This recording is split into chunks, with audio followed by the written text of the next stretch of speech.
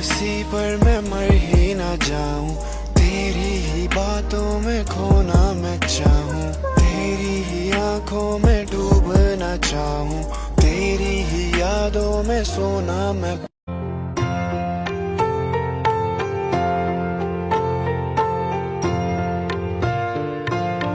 Hello guys, good morning, જય શ્રી કૃષ્ણ, જય સોમનાથ। તો સ્વાગત છે તમારું આજના એક નવા અને ફ્રેશ વ્લોગમાં। તો આપણે મસ્ત મજાના તૈયાર થઈ ગયા છે અને આજે આપણે હેર વોશ પણ કરી નાખ્યા છે અને આજે છે ચૈત્રી સાતમ। તો ઘણાના લોકો પાળતા હશે અને ઘણા લોકો ન પાળતા હોય, ખબર નહીં। આજે બધા જ કાલે છઠ હતી તો બધાએ જ ઠંડુ પૂરી ને આ ને તેને બધું બનાવ્યું હશે ને તે આજે ટાઢું ખાતા હશે। તો તમને લોકોને બધાને પણ ચૈત્રી સાતમની હાર્દિક શુભકામનાઓ। અને હવે આપણે જઈએ નીચે નાસ્તો કરવા માટે અને હાલો ફટાફટ નાસ્તોના નાસ્તામાં છે ચા અને તળેલી રોટલી। તો હાલો બધાય નાસ્તો કરો। આપણે મસ્ત મજાનો નાસ્તો કરી લીધો છે અને હવે આપણે શું કરીએ કંઈક વિચારશું અને પછી તમને નાગલો ને ચુંદડી ચોટાડ્યા છે અને આપણે શીતળામાનું સ્થાપન કર્યું છે। અહીંયા પણ મમ્મીએ કરેલું છે અને આવી રીતનું કરેલ છે। તમે લોકોએ પણ કર્યું હોય તો કોમેન્ટ કરવાનું ભૂલ। તો આજે છે મેં આગળ કીધું એમ ચૈત્રી સાતમ, તો આજે વાર્તા કરવાની હોય તો આપણે હમણાં વાર્તા કરીએ અને પછી તમને મળું।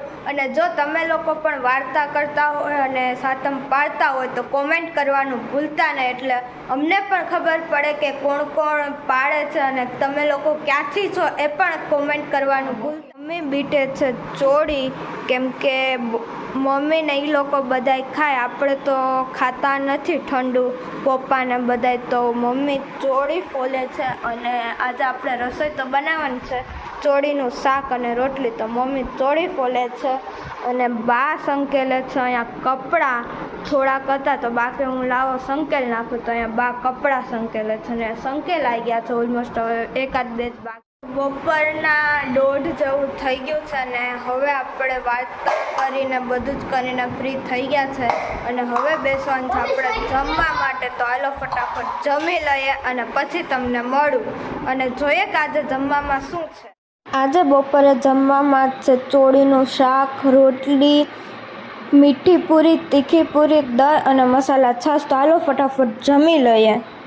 તો સાંજના 6 જેવું થઈ ગયું છે અને મસ્ત મજાના આપણે ઉઠી ગયા છે અને તૈયાર પણ થઈ ગયા છે અને બ્લોગ પણ આપણો એડિટ થઈ ગયો છે અને હવે નીચે જઈએ અને જોઈએ કે બધા શું કરે છે। તો હાલો ફટાફટ નીચે જાય અને જોઈએ। તો આજે આપણે બનાવવાની છે ફ્લેવરવાળી કોફી અને એ પણ હેઝલનટ ફ્લેવરની કોફી। તો આપણે 2 કપ મસ્ત મજાનું દૂધ લઈ લીધું છે અને આપણે હેઝલનટ કોફી પાવડર લઈ લીધો છે, કેમ કે આપણે બનાવવાની છે ફ્લેવરવાળી કોફી ને એ પણ હેઝલનટ ફ્લેવરવાળી કોફી। આગળ આપણે આખું કોફી કિટ મગાવી હતી એમાંથી જ નીકળ્યા હતા અને આપણે જેટલું મીઠું કરવું એ પ્રમાણે આપણે હવે આમાં નાખશું ખાંડ અને આપણે અહીંયા નાખવાના છીએ 4 ચમચી ખાંડ।